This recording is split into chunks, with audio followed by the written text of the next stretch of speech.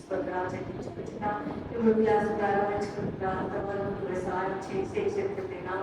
బంధిస్తున్నామని ప్రార్థిస్తున్నాం. నేను నేర్చుకున్నాం తండ్రి. 3 దినములు ఏదైతే నేర్చుకున్నారో వాళ్ళ హృదయాల్లో భద్రపరుచుకుంటున్నామని ప్రార్థిస్తున్నాం తండ్రి. శత్రులు ఎదుర్కోకుండా తండ్రి వాళ్ళ హృదయాల్లో భద్రపరచుకొని ప్రార్థిస్తున్నాం.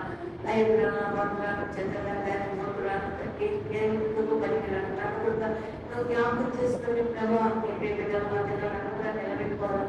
ఇష్టపడేందుకే రక్షించుకోవడమే కాకుండా నీ పొలంలో కనిపిస్తుంది కదా, నన్ను సిద్ధపరుచుకుంటున్నాను. నేను కనిపించుకోవడం చెల్లించుకుంటున్నా. అలాగే పోయినప్పుడు తండ్రి గాడితో మాట్లాడిన దేవుడు తండ్రి. అంతకంటే నీ నిజమైన గాడితో నీ ప్రేమిడలతో ఏం మాట్లాడుతున్నావు కదా, నువ్వే మాట్లాడుతున్నామని ప్రార్థిస్తున్నాను. నా వరకు నేనైతే ఏది చేతగాలని ఒత్తుకుంటున్నాను ప్రభా. చెందగానే ముందుగాను తండ్రి ఏమాత్రం చెందగానే ప్రభా కేవలం దిశలో సాగుతున్నాను. మరుగుపరుచుకొని ప్రభావాన్ని పరామర్శి నీ మాటలు నువ్వే వినిపించుకోవడమని ప్రార్థిస్తున్నాను. నేను మాట్లాడితే ఎవరు తండ్రి వినరు ప్రభా, ఎవరు నమ్మరు ప్రభా. కేవలం తండ్రి వేసి తప్ప వారిని ఎవరు కనిపించలేదన్నట్టుగా ప్రభా ఈ మాటలే తండ్రి వాళ్ళ హృదయాలు తండ్రి కదిలించవలసిందిగా ప్రార్థిస్తున్నాను. ఎవరికైతే రక్షణ లేదో వాళ్ళు రక్షణ గారు ధరించమని ప్రార్థిస్తున్నాను. ఎవరైతే రక్షింపబడినారో వాళ్ళలో ఉద్యమాన్ని అనుగ్రహించవలసిందిగా ప్రార్థిస్తున్నాను తండ్రి. కేవలం తండ్రి శక్తుల్ని నామను బంధిస్తూ కేవలం మీ కృపను కోరుకుంటూ నీకే మహిమగత ప్రభావం ఆరంభించుకుంటూ యేసుక్రీస్తు వారి ఘనమైన నామమున మహిమల నామమున స్తుతించి ప్రార్థించి అడిగి వేడుకుంటున్నాం తండ్రి.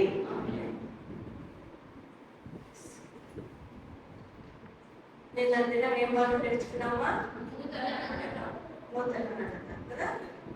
అంటే నిన్న దినం మనము నూతన నడక గురించి నేర్చుకుంటూ వచ్చినాం కదా. నూతన నడక అంటే రెండు నడక గురించి చెప్పాడు అన్నా కదా. ఆత్మీయమైన నడక,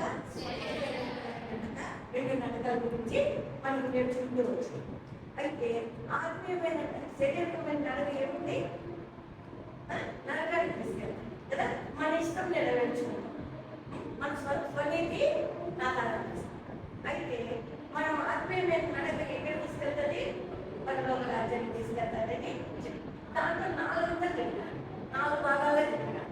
గుర్తుందా? చెప్పండి. మనం వచ్చినామమ్మా నేర్చుకున్నామమ్మా మర్చిపోయినామా పెట్టుకుంటే మనం ఏం నేర్చుకున్నాం కదా. వచ్చినా మనకు ఫలితం ఉండదు. ఆత్మీయమైన ఫలితాలు మనం పొందాలంటే మనం నేర్చుకునేది మన హృదయంలో భద్రపరచుకోవాలి కదా. సిలువ మరణం కదా. యేసుక్రీస్తు మన కొరకు మరణించినాడు, స్థాపన చేపట్టాడు, తిరిగి లేచాడు, పరలోక రాజ్యానికి కదా అని నేర్చుకున్నాం కదా. మర్చిపోతే ఎట్లా? వయసు పలకటే పడతాం. ముగ్గెత్తలాగా కూర్చుంటే ఎట్లా? 7 వేసుకుని పెట్టి అన్నీ ఉంటారు. అయ్యి మనం వచ్చినాక నేర్చుకోవాలి, కొంచెమైనా నేర్చుకోవాలి కదా. మనం యేసుక్రీస్తు ప్రభులో మరణించి సమాజపడి తిరిగి లేచి ఆ పరలోక రాజ్యంలో కూర్చోబెట్టాలని మనం నేర్చుకున్నాం నిన్న దినం కదా. మనం వచ్చేసినాం వెళ్ళిపోయినామంటే ఎట్లా? నేర్చుకోవాలి. నేర్చుకునేది మన హృదయంలో భద్రపరచుకోవాలనుకుంటా. మనం ఏదైతే నేర్చుకుంటామో దాన్ని అనుసరించుకుంటా శరీర క్రియలు ఏమన్నాయి? మనము పని అంటే మన సొంతం, మనం ఇష్టం వచ్చినట్టు జీవించాలి. ఆత్మ అయితే ఆత్మానుసరమైన దేవుడికి లోబడి దేవుడి చిత్తము నెరవేర్చుదా అని నేను నేర్చుకున్నాను. నేర్చుకునేది మర్చిపోతే ఎట్లా? దాన్ని అనుసరించే జీవితాలు కదా. ఈరోజు వచ్చేసి మనము హృదయం యొక్క సింహాసనపు గది, హృదయం యొక్క సింహాసనపు గది ఈరోజు మనం నేర్చుకోవాల్సిన పాఠం. హృదయము అంటే శరీరం భాగాలు కదా. శరీరము ఎన్నో భాగాలు ఉన్నాయి. అయితే హృదయం అనేది ఒక భాగం. అయితే శరీరంలో హృదయము ప్రాముఖ్యమైనది కదా, మధ్య స్థానంలో ఉంటుంది. అంటే ఈ సింహాసనం గదిలో ఇద్దరు వ్యక్తులు పరిపాలిస్తారు. నిన్న చూస్తున్నామంటాం కదా, శరీరానుసారమైన మార్గము, ఆత్మానుసారమైన మార్గం. అయితే ఈరోజు హృదయం అనే ఇది హృదయం ఒక రాజ్యంతో పోల్చబడి, ఆ రాజ్యంలో 2 రాజులు అంటే 2 వ్యక్తులు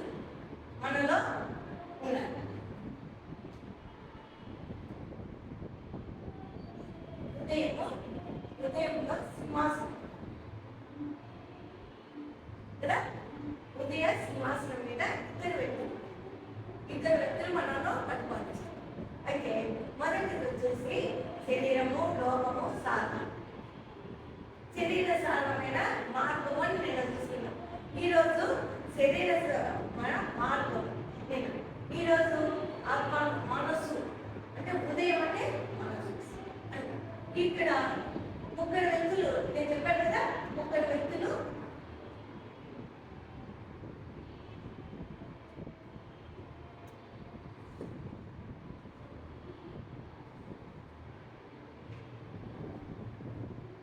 లోకము, సాధనము, శరీరం. ఈ మూడు శరీరానుసారమైన మనసుకు అంటే మన చిత్తం అంటే మన చిత్తాన్ని నెరవేర్చుకుంటూ మనం ఎన్నుకోవాలనుకుంటే అది వెళ్తాం. నిన్న చెప్పాడు కదా, ఆత్మకు శరీరానికి పోరాటం ఉంటుంది. పోరాటం ఉంటుంది అని చెప్పాడు కదా, రెండు మార్గాలు సంఖ్యలు వేసి ఇక్కడ లాగుతున్నాయి. ఇక్కడ మనం విన్నాం కదా వాక్యము నిన్న విన్నాము. అట్లా మన శరీరం ఏం చేస్తుందంటే మన చిత్తాన్ని నెరవేర్చుకోవడానికి అంటే మనం ఎన్నుకోవాలనుకుంటే మన మనసు ఎట్లా చెప్తే అక్కడ వెళ్ళాలని నిర్ణయించుకుంటాం. అంటే మనం ఎప్పుడైతే దేవుని నమ్మకుండా మన సింహాసనం అంటే మన ఉదయం సింహాసనం మీద సాధారణ లోకము శరీరం ఎప్పుడైతే ఉంటుందో అప్పుడు ఏం చేస్తామంటే మనకు అది సాధారణ ఏం చేస్తుంది, పోగొట్టుతాం. మనం చిన్నదానికి పెద్దదానికి పోగొడతాం కదా. మనలో దేవుడు లేకపోతే సాధారణ మనలో పరిపాలిస్తుంటే చెప్పామంటే ఈ ముక్కలు యుద్ధంలో ఉంది కదా, ముక్కలు కలిసినప్పుడు మన కోపం వస్తుంది, చెడు మాటలు వస్తాయి, చెడు కార్యాలు చేస్తాము, ఈ విధంగా ఉంటాయి.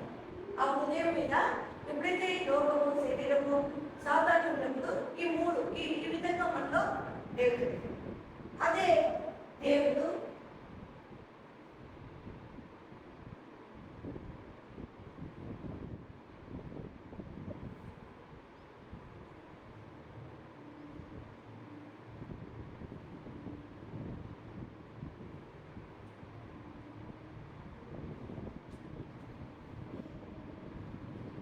దేవుడు తండ్రి అయిన దేవుడు, కుమారుడైన యేసుక్రీస్తు, పరిశుద్ధాత్మ దేవుడు. ఈ ముగ్గురు కలిసి మన హృదయంలో ఉంటే మనం ఏం చేస్తాము, ఇవన్నీ ఈ చెడు కార్యాలన్నీ చెయ్యము. ఎప్పుడైతే దేవునికి లోబడతాము, దేవునికి లోబడి దేవుని కార్యాలకు, దేవుని చిత్తానికి లోబడుతూ వస్తాం. అయితే దేవుడు ఉన్నాడా, సాధారణ ఉన్నాడని మనకే తెలుస్తుంది కదా. చెడు కార్యాలన్నీ మనలో ఉన్నాయనుకోండి, కోపం వచ్చిందనుకోండి, కోపం వచ్చుకో పాపం చేయమన్నాడు దేవుడు. కోపం వచ్చేస్తుంది, పాపం అంటే చెడు మాటలు వచ్చేస్తాయి. కోపం వచ్చినప్పుడు ఆటోమేటిక్గా మనం తెలియకుండానే కోపం పాపం చేసేస్తాం. ఇట్లున్నప్పుడు మనకి ఏమన్నట్టు శరీరము, లోకము, సాధారణ ఈ ముక్కలు కలిసి మన హృదయం అనే సింహాసనం మీద ఉన్నది. ఎప్పుడైతే దేవుని చిత్తానికి లోపడతామో, ఎవరైనా ఏదైనా అన్నాలంటే మన కోపం రాదు. దేవుని చిత్తం నెరవేర్చేవాడుగా ఉంది మనం. అట్లా ఉన్నప్పుడు దేవుడు మనలో అంటే తండ్రి అయిన దేవుడు, కుమారుడైన దేవుడు, పరిశుద్ధాత్మ దేవుడు మనలో. అయితే వీరు మనలోకి రావాలంటే, పరిశుద్ధాత్మ మనలోకి రావాలంటే మన పాపమును మనము ఒప్పుకోవాలి. యేసుక్రీస్తు ప్రభువు మరణించి సమాధి చేయబడి తిరిగి వేసి పరలోక రాజ్యంలో ఉన్నాడని నిన్న దినం నేర్చుకున్నట్టు మనం ఎప్పుడైతే విశ్వాసం ఉంచుతామో అప్పుడు పరిశుద్ధాత్మ దేవుడు మనలోకి వస్తాడని నమ్మాలి. దేవుడు మన పాపల కొరకు మరణించినాడని మనం నమ్మాలి, విశ్వసించాలి, మనం ఒప్పుకోవాలి. ఒప్పుకున్నప్పుడు పరిశుద్ధాత్మ దేవుడు మనం వచ్చినప్పుడు మనకి ఏం చేస్తాడంటే ఆయన ముగ్గురు తల్లి అయిన దేవుడు ఏం చేస్తాడంటే కుమారుడైన దేవుని, కుమారుడైన యేసుక్రీస్తు ప్రభువును మరణించడానికి, మన పాపల నిమిత్తం మరణించడానికి ఈ లోకాన్ని పంపించేశాడు కదా.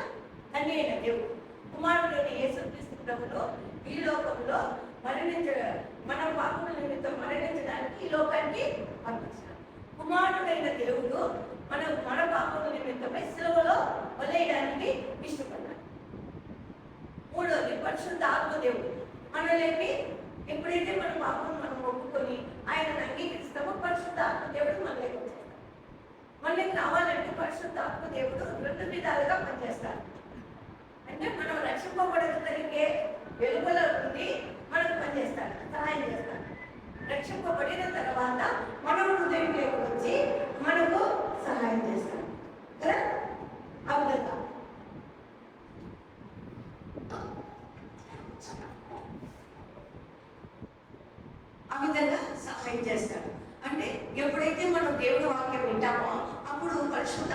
దేవుడు ఈ లోకంలో మనల్ని పాపం నుంచి ఒప్పింపజేస్తాడు కదా. పరిశుద్ధాత్మ దేవుడు ఒప్పింపజేస్తాడు. ముందు మనం దేవుడు వాక్యం విన్నప్పుడు మనలో కారణం కలిగాలంటే పరిశుద్ధాత్మ దేవుడు మనలో వెలుగులో ఉండి మనకు సహాయం చేస్తాడు. మనం ఎప్పుడైతే తీర్మానం చేసుకుంటామో అప్పుడు మన హృదయంలోకి వచ్చేస్తాడు. వచ్చి మనం పాపం చేయకుండా, ఇప్పుడు మనం పాపం చేస్తున్నప్పుడు వెంటనే గ్రహిస్తాం. మన మనసాక్షి కంటే కూడా ఎక్కువగా పరిశుద్ధాత్మ దేవుడు ఉంచుతూ ఉంటాడు మన హృదయంలో ఒప్పింప చేస్తుంటాడు. మన ఆత్మ మన మనసాక్షి కంటే కూడా ఎక్కువగా పరిశుద్ధాత్మ దేవుడు మనల్ని ఒప్పింప చేస్తూ వస్తాడు. అప్పుడు మనం అప్పుడు ఏం చేస్తామంటే మనము ద్వేషాన్ని, ఈర్ష్యను, కపటములు అన్నిటినీ వదులుకుంటాం కదా. దేవుడి చిత్తానికి లోబడటానికి ఇష్టపడుతూ వస్తాం కదా. పథకాలు మీరు అట్లే ఉంటే నాకు కథ చెప్పాలంటే కూడా రాదు కదా. పథకాలు మనం ఒప్పుకోవాలా. మనం ఒప్పుకుంటేనే మనము నమ్మాలా, ఒప్పుకోవాలా, అంగీకరించాలా కదా. మనం ఒప్పుకోవాలా, పాపం ఒప్పుకోవాలా, నమ్మాలా, యేసుక్రీస్తు ప్రభువును నమ్మాలా, అంగీకరించాలి.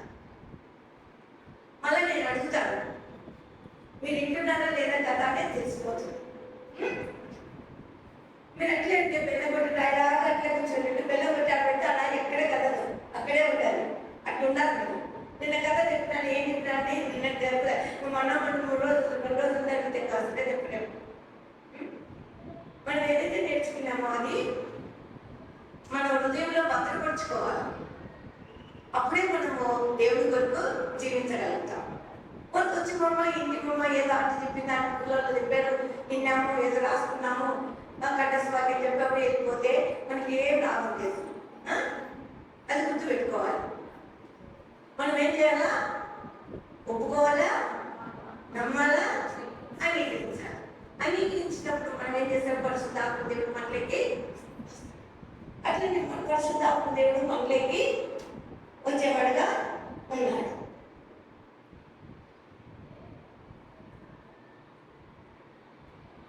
పరిశుద్ధాత్మ దేవుడు మనలోకి వచ్చినాడని మనకి ఎలా తెలుస్తుంది? చెప్పాను కదా, చెప్పాను కదా. మర్చిపోతే ఎట్లా? మనలోకి వచ్చాడని ఎలా తెలుస్తుంది? దేవుని సిద్ధానికి మనం అప్పచెప్పుకుంటాం. దేవునికి మనం నిన్న కూడా ఒక మాట చెప్పాడు అన్న, గుర్తుందా? గుర్తుపెట్టుకోవాలి. మనం ఏం చేస్తాము? శరీర క్రియలు, మన ఆత్మ, మన చిత్తం నెరవేర్చుకోకుండా దేవుని చిత్తము నెరవేరుస్తూ వస్తాం. అట్లాగనే మన అవయములో దేవునికి అప్పచెప్పుకుంటాం. నిన్న విన్నారు, అందుకే మర్చిపోకూడదు. మనం ఏం చేయాలా? మనం నీతికి ఒకప్పుడు అనీతికులం, పాపంలో ఉన్నవారు, పాపానికి దాసులం, పాపానికి అప్పచెప్పుకున్నవారు. ఇప్పుడైతే నీతికి దాసులం, దేవునికి దాసులం. ఇప్పుడు మనము అవయములను నీతికి అప్పచెప్పుకుంటాం. ఒప్పుకోవాలా, అంగీకరించాలా, నమ్మాలి కదా. అప్పుడు మనం ఏం చేస్తాం? మనం ఒప్పుకొని మన నీతికి అంటే దేవుని కొరకు అప్పచెప్పుకుంటాం. మన అవయవములను దేవునికి అప్పచెప్పుకునే వారుగా ఉండాలి. అప్పుడు మనలో పరిశుద్ధాత్మ దేవుడు ఉన్నాడని మనకే తెలిసిపోతుంది. నిన్న మీరే అన్న కూడా చెప్పాడు, 2 పోరాటాలు ఉన్నాయని అడిగిన పోరాటం శరీరం ఒక తిట్టు లాగుతుంది, ఆత్మ తిట్టు లాగుతుంది. ఎక్కడ శరీర క్రియలు మీద ఉన్నాయంటే ఇక్కడికి లాగబడతారు. ఆత్మానుసారమైన మార్గంలో మీరుంటే ఈ విధంగా లాగబడతారు. మీకు తెలుసు కదా, తాడాట ఆడుకుంటారు కదా స్కూల్లో, గుర్తుంటారు కదా, స్కూల్లో ఆడుకుంటారు కదా తాడాట. ఈ పక్క లాగు, ఈ పక్క లాగుతుంది, ఎవరు లాగుతూ వాళ్ళు తెలుస్తారు. ఆ విధంగా శరీరం లాగినప్పుడు శరీరం తెలుస్తుంది. ఆత్మ వైపు మనం మొగ్గు చూపి ఆత్మానుసారమైన జీవితం మనం జీవిస్తే ఆత్మ అప్పుడు శరీరాన్ని గెలుస్తాం. శరీరంలో, లోకంలో, సాధనను గెలుస్తాము. ఎప్పుడైతే దేవుని చిత్తంలో లోపడకుండా దేవుని చిత్తానికి అంగీకరించక అప్పచెప్పుకున్న జీవిస్తే శరీరం గెలుస్తాడు. అప్పుడేంటి? ఆత్మ. అప్పుడు ఆత్మను మనం దుఃఖపెట్టిన వారు రక్షింపబడి కూడా మనం శరీర క్రియలకు లోపడితే అప్పుడు ఏం చేస్తుందంట? మనలో ఉన్న ఆత్మ ఏం చేస్తుంది? దుఃఖపడుతుందంట, బాధపడుతుంది. ఊరికి రావడము, సండే స్కూల్లో నుంచి చిన్నప్పటి నుంచి సండే స్కూల్లోనే వెళ్ళేవారంట. మీరు అట్లా ఉండి మీరు ఏం నేర్చుకున్నారో మాకు అర్థం కావట్లేదు. నిన్న చెప్పిన కథ మర్చిపోతే సండే స్కూల్ అయిన కదా ఏం మర్చిపోతారు? దేవుడు మాకు ఏం చెప్తుంది? వాళ్ళు నడుస్తున్నాను నేను పెద్ద తొలిపోడు అంటున్నాను. బట్ చిన్నప్పుడు నేర్చుకునేది పెద్దయినా కూడా నాకు గుర్తుండాలి. ఈరోజు నిన్నటి ఈరోజు గుర్తు లేకపోతే ఎట్లా? ఊరికి వస్తున్నాం పోతున్నాం అని చెప్పాను. నిన్న పడకలేదు అన్న అడుగుతుంటే ఒక మాట ఒక్క రెండు మనం తెలుసుకున్నారా? తెలుసలేదు. బైబిల్ చదవడం కూడా చదవలేదు. అట్లా ఉండి వచ్చిపోతే మనకి వ్యర్థమే కదా, మన సమయం వ్యర్థమైపోతుంది. దేవుడు ఎంత బాధపడతాడు అది గుర్తు పెట్టుకోవాలి. ఎక్కువగా మనం దేవుడు మనలో ఉన్నాడంటే ఆయనకు లోబడాలి.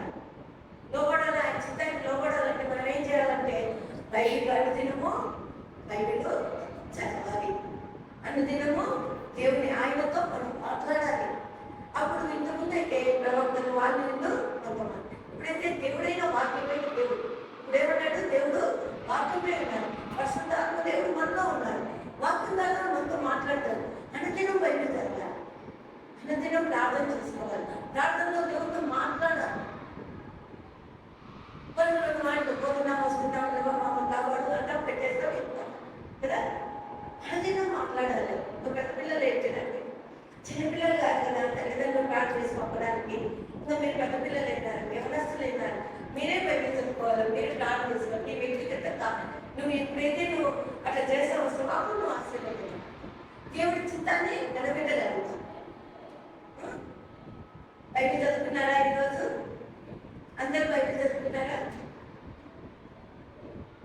అందరూ వ్యక్తిగతంగా ప్రార్థన చేస్తున్నారా? నేర్చుకుంటే మనకు దేవుడు ఏం చేస్తాడంటే మనతో మాట్లాడుతూ వస్తాడు. బైబిల్ చదివినప్పుడు దేవుడు వాక్యం కదా మనతో మాట్లాడతాడు. మనం ప్రార్థన చేసినప్పుడు ప్రార్థనలో కూడా మనతో దేవుడు మనం ఎక్కడ ప్రార్థన చేసినామో మనకు తెలియదు. ఒక మాట ఉంది రోమాపత్రికలో 8:28 ఆత్మ మనకు సహాయం చేస్తాడంట. పరిశుద్ధాత్మ దేవుడు మనలో ఉంటే మనకు సహాయం చేస్తాడు. అయితే ఎట్లా మాట్లాడాలి, ఏ విధంగా ప్రార్థన చేసుకోవాలి మనకు నేర్పిస్తా వస్తాడు. ఇప్పుడు నువ్వు శారీరకంగా ఉంటే నువ్వు ప్రార్థన చేసుకోలేవు, బైబిల్ చదువుకోలేవు. ఒకవేళ శారీరకంగా నువ్వు బైబిల్ చదివినా ప్రార్థన చేసినా అది నీకు హృదయపూర్వకంగా అంటే దేవుని ఆత్మపూర్వకంగా నీకు ప్రార్థన రాదు, బైబిల్ చదవలేవు. ఏదో నన్ను మాట్లాడేస్తాం, ఏం మాట్లాడాడో కూడా తెలియదు, ఏం చదివినా కూడా తెలియదు, అక్కడ పెట్టేస్తాం. అప్పుడు శరీరం తెలుస్తుంది, ఆత్మ పడుతుంది. ఆత్మ అప్పుడు ఏం చేస్తుంది? దుఃఖపడుతుంది, చాలా బాధపడతాడు. మనం దేవుని సన్నిధిలో దేవుని కొరకు జీవించాలని ఆయన గొప్పచెప్పుకోవాలి. మనం నమ్మాలా, ఒప్పుకొని నమ్మాలా. అంగీకరించినప్పుడు ఆయన ఆత్మ మనలోకి వచ్చినప్పుడు మనం ఏం చేస్తామంటే తీర్మానంలోకి వస్తాం. నిన్న మనం అక్కడ క్లోజింగ్ సెషన్లో కూడా వింటా వచ్చినాం కదా. వింటున్నాం కానీ ఇచ్చిపెట్టకూడదు, హృదయంలో భద్రపరుచుకోవాలి ఆ వాక్యాన్ని. ఆ విధంగా జీవిస్తా వచ్చినప్పుడు మనం దేవుని కొరకు జీవిస్తా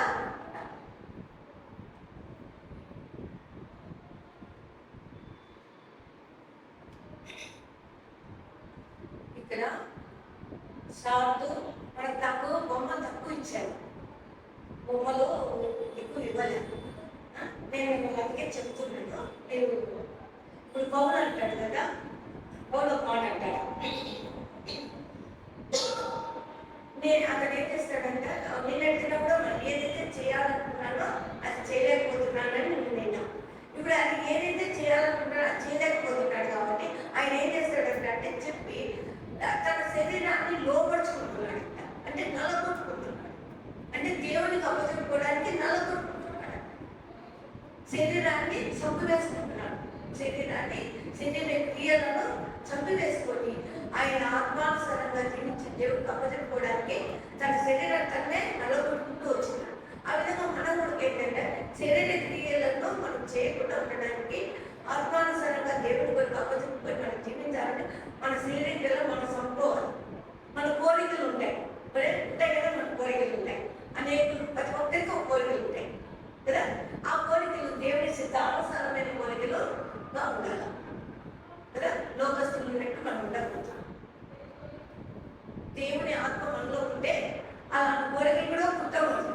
పుట్టినా దాన్ని చంపివేస్తుంటాం అనేకంగా. దేవుని ఆత్మ మనకు అప్పుడే సంధిస్తూ వస్తారు. పరిశుద్ధ ఆత్మ దేవుడు మనం సంధిస్తాం. అప్పుడు ఈ శరీర క్రియలు చంపివేసుకుంటూ వస్తాం. ఒకే చోటి మనం ప్రభులో దేవుడు అంగీకరిస్తారే పరిశుద్ధులు అన్నారు. దిన ఒక్కొక్క పెట్టు ఎక్కుతూ పరిశుద్ధులు అంటే పరిశుద్ధ ఆత్మ దేవుడు మనలోకి వచ్చి ఇప్పుడు బయట నుంచి మనం ఒప్పింపజేస్తాడు. మనం ఎప్పుడైతే ఒప్పుకుంటాక దేవుడు అంగీకరిస్తామో లోపలికి వస్తాడు. లోపలికి వచ్చి మనం ఏం చేస్తుంటాడో ఇది తప్పు ఒప్పు అని మనకు తెలియజేస్తా వచ్చాడు. మనం అట్లే బౌలు మారే మనం కూడా నల్లగొట్టుకుంటూ రావాలి. మన శరీరాన్ని మనము మన శరీర ఇచ్చలకు నల్లగొట్టుకుంటూ రావాలి. అదేవిధంగా ముగ్గురు వ్యక్తులు చెప్పాను కదా, షార్ట్, కర్లీ, హ్యాండ్. ఈ ముగ్గురు వ్యక్తులు ఏం చేసినారంట, ఈ బేస్కి వచ్చినారు. ఇప్పుడు మీరు ఈ బేస్కి వచ్చినారు కదా, మరి ఈ బేస్కి వచ్చి ట్రైగర్ అని ఆ కథ విన్నాను కదా, అది లోతు దానిలో ముగ్గురు మాట్లాడుకుంటూ ట్రైగర్ ఆ కథను మనం చెప్పుకున్నాం కదా, ఆ కథను అట్లా మాట్లాడుకుంటూ వెళ్తున్నారంట. ముగ్గురు వెళ్తూ ఉంటే వాళ్ళ దారిలో ఏం చేసింది, ఒక పర్సు ఉంది. ఎందుకంటే ఒక పర్సు ఉంది. అది ఏం చేస్తున్నాడు, షాప్ ఆ పర్సు తీసుకొని తెరిచి చూశారు. తెరిచి చూస్తే $10 దాంట్లో డబ్బులు ఉన్నాయి. మనీ ఉంది కదా, $10. అప్పుడు కాలంలో వచ్చేసి 300. ఇప్పుడు రేట్ ఎక్కువగా ఉంది. 800 అవుతుందో కదా, ఎక్కువే ఉంటుంది. ఇప్పుడు డాలర్ రేట్ ఎక్కువ కదా. అప్పుడు వారి కాలంలో 300. అట్లా ఆ డబ్బు తెచ్చి చూస్తే $10 అంటే 300 డబ్బులు దాంట్లో ఉన్నాయి. తీసి తెలుస్తానే కానీ ఏమంటాడంట, వెంటనే దాంట్లో అడ్రస్ ఉందేమో చూడండి అన్నాడంట. ఫ్రెండ్ చెప్తే దాంట్లో అడ్రస్ ఉందేమో చూస్తే అడ్రస్ లేదు, పేరు లేదు. ఈ 300 దొరుకుతాయి. ముగ్గురు ఏం చేస్తున్నారు, దీంట్లో పేరు లేదు కదా, దీంట్లో అడ్రస్ లేదు. ఈ డబ్బులు తీసుకొని మనము ఒక రేడియోకు సంబంధించిన సామాగ్రి తీసుకున్నాం అనేసి ముగ్గురు అనుకుంటారు. అనుకొని జో అనే అతని దగ్గరికి వెళ్ళి ఆ సామాగ్రి అంతా తీసుకుంటారు. ఈ 300 డబ్బులు తీసుకుంటారు కదా, $10 తీసుకొని వెళ్ళి ఆ డబ్బులు పెట్టి సామాగ్రిని, రేడియోకి సంబంధించిన సామాగ్రి అంతా తీసుకొని వస్తున్నారు. మళ్ళీ దారి వస్తూ ఉంటే ఇది కథ విన్నారు కదా ముగ్గురు. ఈ షార్ట్ కర్లీకి ఏం చేసింది, హృదయంలో కలవరం ఉంటుంది. ఈ డబ్బులు ఎవరితే వాళ్ళ సొంతం కాదు కదా, వాళ్ళ సొంతమా, వాళ్ళ కష్టాంతం కాదు. ఇదేంటి దొరికింది. దొరికిన డబ్బులతో తీసుకొని సామాగ్రి కొనుక్కున్నారు. రేడియో సామాగ్రి అంతా తీసుకున్నారు. ఈ ఆయనకి ఏం లేదు, అతనికి శరీరం ఉంది. అతను అంగీకరించలేదు. ఇద్దరు దేవుని అంగీకరించినాడు కానీ అతను అంగీకరించలేదు కాబట్టి అడ్రస్ లేదు, దాంట్లో పేరు లేదు కదా, మొత్తం మనం తీసుకొని వెళ్ళిపోదాము అంటాడు. వీళ్ళిద్దరికి పరిశుద్ధాత్మ దేవుడు వీళ్ళని ఒప్పుకున్నాడు కాబట్టి, లోపల దేవుడు అంగీకరించినాడు కాబట్టి పుచ్చుకుంటా ఉంది. పరిశుద్ధాత్మ దేవుడు హెచ్చరిస్తున్నాడు, ఇది నీది కాదు కదా, నీ డబ్బులు కాదు కదా, నువ్వు ఎట్లా తీసుకుంటావు. హెచ్చరిస్తా ఉంటే కలవరం, లోపల కలవరం. తీసుకోవాలా వస్తా, శరీరం నాకుతుంది, ఏం చేయాలని వాళ్ళిద్దరూ ఆత్మకే స్నానం, దేవుడికే స్నానం ఇచ్చి, ఈ డబ్బులు మనమే కాదు కదా, మనం వెనక్కి వెళ్ళి జోకించేసి మన డబ్బులు మనం తీసుకున్నామని అంటే అది కోపం వస్తుంది. వీళ్ళు ఎంత చెప్పినా వినలేదనేసి విసుకుంటే వీళ్ళంత వెళ్ళిపోతున్నాం. వెళ్ళిపోతే వీళ్ళిద్దరు ఏం చేస్తారు, జో దగ్గరికి అంటే షాప్ అతని దగ్గరికి వెళ్ళి ఆ సామాన్ అంతా అతనికి ఇచ్చేసి డబ్బులు తీసుకుంటారు. డబ్బులు తీసుకొని కూడా అతనికి స్వార్థంగా చెప్తారు.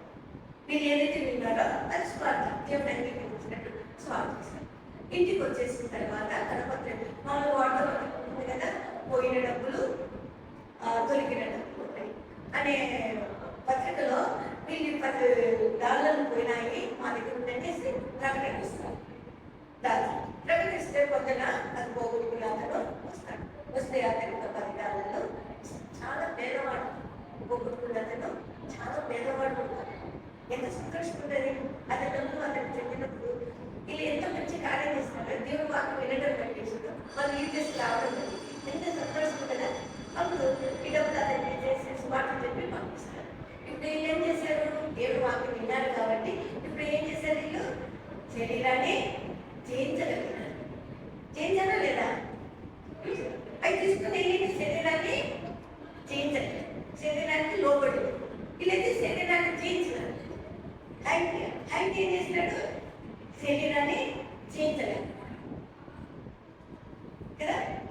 మీరు ఎవరిని జయించుతారు? మరి ఎవరిని తీర్మానం చేసుకున్నారు? మీ హృదయంలో ఎవరు ఎవరిని అంగీకరిస్తారు? సాతాను శోధిస్తారా? శరీరము, సాతాను, లోకము. దేవుడు, తండ్రి అయిన దేవుడు, కుమారుడైన దేవుడు, పరిశుద్ధాత్మను శోధిస్తారు. ఎవరు శోధిస్తారు? కథ విన్నారు. వాళ్ళిద్దరూ దేవుళ్ళని, వాళ్ళిద్దరూ శరీరాన్ని జయించారు. మరి ఇప్పుడు మీరు శరీరాన్ని జయించారా? ఆత్మను జయించారా? ఆత్మను దుఃఖపెడతారా?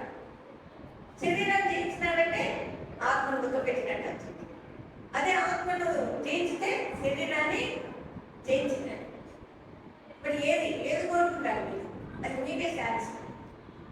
నాకే మీకు మింగి చెప్తున్న నా కూడా లక్ష్మీపడి కథ చెప్తాను, లెసన్ తీసుకుంటాను కాదు, నాకు కూడా దేవుడు మాట్లాడుతున్నారు. ఏది చేయిస్తాను? ఏది అంగీకరిస్తాను? క్రీస్తు అంగీకరించి మన పాపం మనం ఒప్పుకొని తీర్మానంతో ఒప్పుకున్నాము, నమ్ముదాము, అంగీకరిస్తాము, తీర్మానం వస్తాం. అప్పుడే దేవుడు మనలో ఆశీర్వదిస్తాం. ఇప్పుడు చూడండి, తల్లి షార్ట్ వాళ్ళిద్దరూ శరీరాన్ని చేయించినారు. అలాగే మనం కూడా శరీరాన్ని చేయించడానికి దేవుడు మనతో ప్రార్థిస్తున్నామా?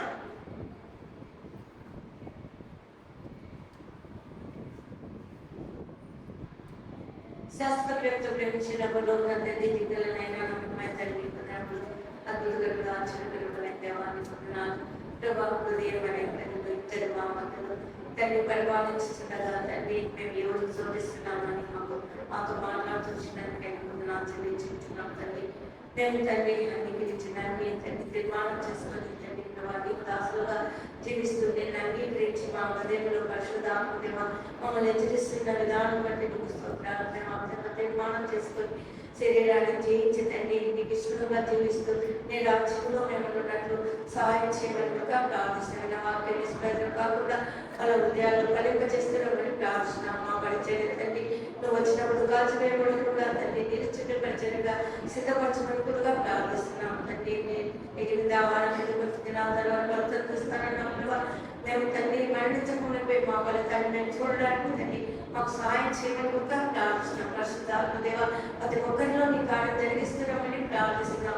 ఎవరికైతే రక్షణ లేదు వారితో మాట్లాడు దర్శించమని ప్రార్థిస్తున్నాం. రక్షింపబడిన వాళ్ళు తండ్రి శరీర క్రియలను తండ్రి చేయించడానికి సహాయం చేయమని కూడా నీ పాదాల చెంత ప్రార్థిస్తూ నీకే మహిమ కనుక ఆనందించుకుంటూ యేసు నామమున అడిగి పెట్టుకుంటున్నాం తండ్రి.